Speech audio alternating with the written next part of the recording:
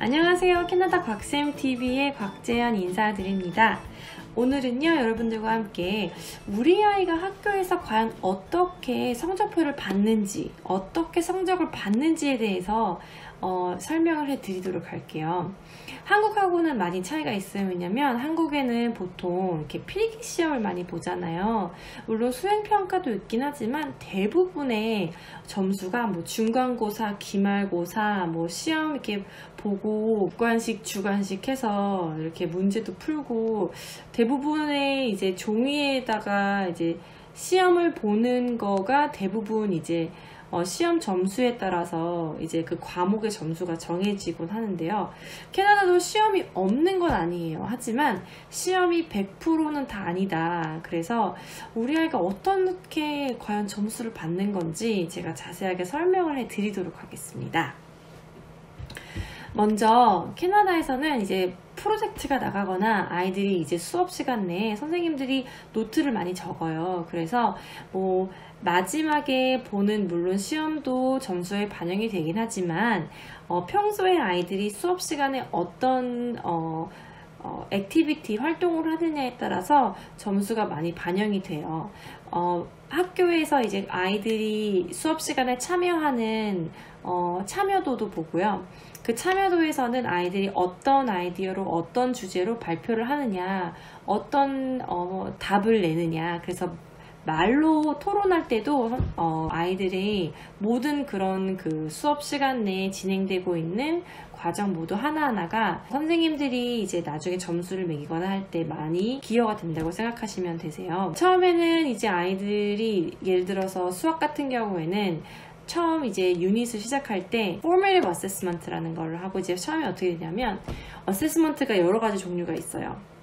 수업을 시작하기 전에 이 아이가 이 주제에 대해서 어느 정도 이해가 있는지 어세스먼트를 하고요. 그리고 나서 이제 중간중간에 이제 뭐 쪽지 시험도 보기도 하고 아니면 선생님이 발표를 시켜보기도 하고 친구들하고 토론을 시켜보기도 하고 해요. 그러면 그런 조그만한 그런 프로젝트들이 선생님들이 이제 노트를 적으면서 observation 노트라고 해요. 그래서 이제 그런 것도 조금씩 성적에 반영이 되기도 하고 그리고 이제 보통 마지막에 summative task라고 해서 뭐 그게 퀴즈가 될 수도 있고 테스트가 될 수도 있고 프로젝트가 될 수도 있어요.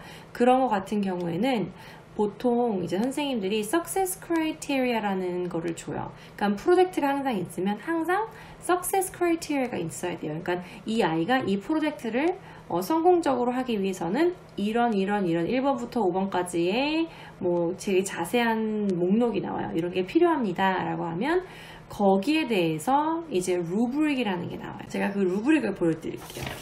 이거는 제가 썼던 루브릭 중에 하나인데요. 보통 이거는 레벨 1, 레벨 2, 레벨 3, 레벨 4로 이렇게 나눠져가 있어요. 그러면은 이거는 knowledge and understanding, thinking and investigation, 뭐 communication, application 이렇게 네 가지의 섹션으로 나눠지는데요. 보통 knowledge and understanding은 이 아이가 정말 정보적으로 어떤 이해를 하고 있는지, 이해가 충분히 되고 있는지에 대한 거고요. 그리고 thinking and investigation은 이 아이가 얼마나 생각하는 이 주제에 대해서, 이 프로젝트에 대해서 어떤 생각을 갖고 할 수 있는지, communication은 이 프로젝트를 어떻게 딜리버를 했는지, 그리고 application은 이 knowledge and understanding 있잖아요. 그 주제, 프로젝트 주제에 대한 그냥 이해뿐만 아니라 이거를 어떻게 어플라이를 해서 이 아이가 충분히 이해를 하고 있는지에 대해서 이제 나와 있는데요. 보통 레벨 1, 2, 레벨 4 같은 경우에는 레벨 4가 제일 잘한 거고 레벨 1이 제일 좀 미약한 건데 여기서 차이점을 보시면 굉장히 미세한 단어의 차이점이 있어요. 예를 들어서 레벨 4 같은 경우에는 demonstrated thorough understanding, 굉장히 잘 understanding 한 거고 레벨 3, 레벨 2, 레벨 1 같은 경우에는 레벨 1은 limited understanding이라 그래서 잘 understand 못하는 거, 조금밖에 못하는 거. 레벨 2 같은 경우에는요 demonstrate some understanding이라 해서 한 조금 정도 some. 그리고 레벨 3는 considerable understanding 그래서 레벨 1하고 레벨 4는 조금 거의 내용은 비슷해서 이게 뭐가 다르지? 라고 생각하시는 분들이 굉장히 많으실 텐데 자세하게 읽어보면 그 단어가 조금씩 달라요. 그래서 뭐 some, considerable, 뭐 limited 이제 이런 거에 따라서 레벨 1하고 레벨 4가 차이가 나요. 그리고 가장 중요한 거는 이 루브릭 밑에 항상 선생님들이 커멘트를 적어줘요. 이 커멘트 같은 경우에는 대충 이거를 통해서 아이의 점수가 한 레벨 3 정도 같아요. 그래서 선생님들이 체크를 해요. knowledge and understanding은 시험 다 맞았어? 아니면 아이들이 이 주제에 대해서 정확하게 이해를 하고 있으면 레벨 4.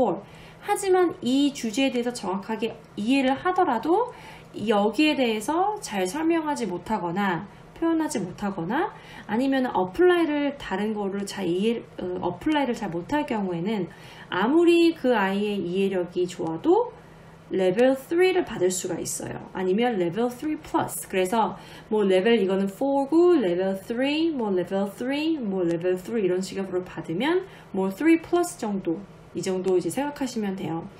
그래서 이 루브릭은 되게 중요한데 왜 중요하냐? 아이들이 프로젝트를 받았을 때 선생님들이 항상 이 루브릭에 대해서 얘기를 하고 이렇게 채점을 할 거라고 얘기를 해주거든요. 그래서 일반적으로 우리가 종이에다가 시험 보는 거는 이해도밖에 채점을 할 수가 없어요. 거의 대부분.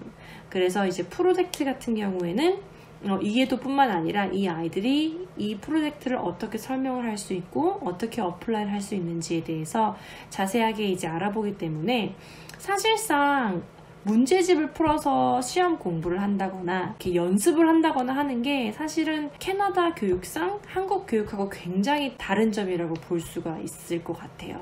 예를 들어서 뭐 수학 문제 같은 경우에도 뭐 2 더하기 4는 6이다. 그래서 그 6까지 2 더하기 4는 6이다 공식을 쓰고 하는 것까지가 knowledge and understanding에 포함되어 있는 건데 그거는 한 부분에 대한 어세스먼트이고 이제 거기서 좀 더 나아가면 이제 주관식 문제가 나가는 거죠.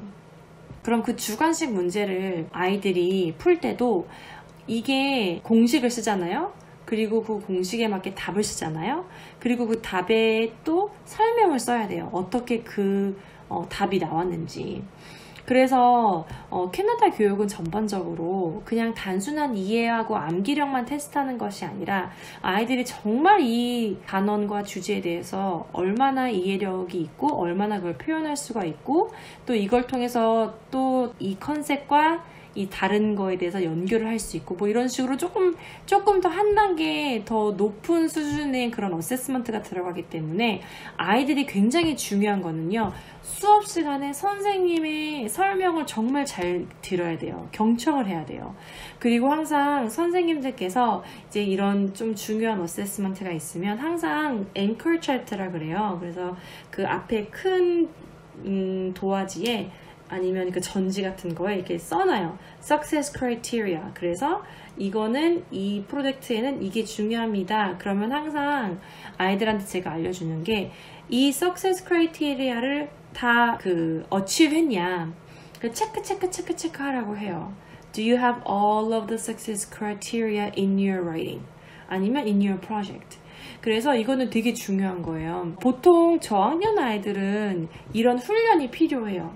항상 선생님께서 수업 시간에도 뭐 프로젝트를 주면 프로젝트의 골이 뭔지 그리고 프로젝트에 그리고 해야 할 것이 뭔지 아이들이 하나 두 개씩 빼먹을 때가 있거든요. 그런데 이거는 8학년 때까지 매일 계속 매해 반복되는 어세스먼트들이 굉장히 많기 때문에 아이들이 이 점을 유의해서 학교 수업에 입학을 한다면 정말 아이들이 좋은 성적을 받을 수 있을 거예요. 캐나다는 제가 지난번에 말씀드렸듯이 교과서가 없어요.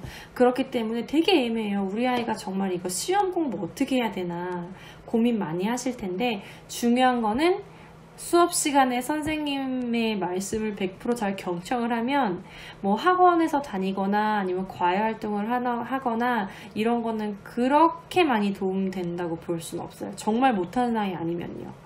그렇기 때문에 수업 시간에 잘 듣고 그리고 하는 아이들은, 왜냐면 선생님들이 채점을 하고 문제를 내주고, 그리고 스탠더드한 그런 테스트가 그 정부에서 제가 저번에 설명드린 그 EQAO 테스트나 아니면은 뭐 그런 테스트들밖에 없기 때문에, 그거는 사실 성적에 반영이 되는 테스트도 아니에요. 그렇기 때문에 이 아이가 정말 성적이 잘 나오는 아이들의 대부분의 경우에는 수업 시간에 선생님 말씀을 되게 잘 듣는 아이들이에요. 네. 그렇기 때문에 이 점 유의하시고 아이들한테 이렇게 얘기해 주셨으면 좋겠어요. 네, 혹시 어세스먼트에 관해서 조금 더 궁금한 거 있으시면 여러분들 아래 답글 남겨주시고요. 그리고 오늘 이 정보가 도움이 많이 되셨으면 좋아요 꼭 눌러주시고 구독 설정해주세요. 알림도 설정해주시고요. 네, 그러면 오늘 하루 정말 러블리한 하루 보내시고요. 저는 또 금요일날 여러분들께 찾아뵙겠습니다. 네, 감사합니다. 안녕히 계세요.